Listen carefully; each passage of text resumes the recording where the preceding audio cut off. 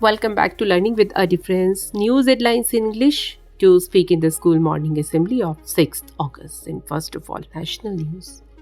India to host WHO IRCH workshop on herbal medicine regulation from August 6. India has abiding interest in peace in South China Sea, says MEA. Satyapal Malik, former Jammu and Kashmir governor, passed away. PM Modi complimented Amit Shah for becoming longest serving Union Home Minister. No directives to make India mandatory in official communications, government. India Philippines announced strategic partnership, friends by choice, PM Modi. Now, international news. Hong Kong issued black rainstorm warning for fourth time in 8 days. UN warned of escalating conflict and humanitarian crisis in Sudan.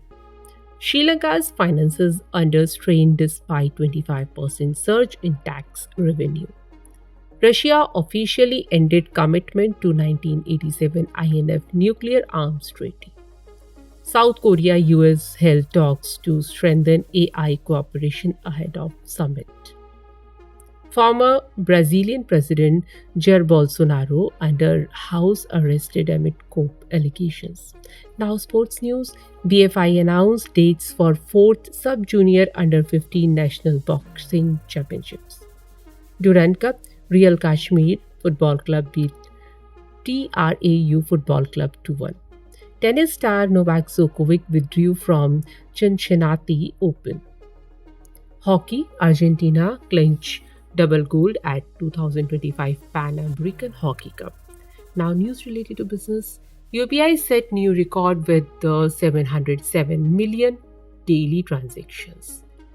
Services growth hit 11-month high in July on stronger exports, PMI showed.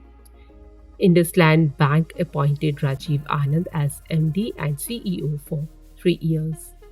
After 14 years, Tamil Nadu recorded double-digit growth in real terms. And that's all in news. Thank you.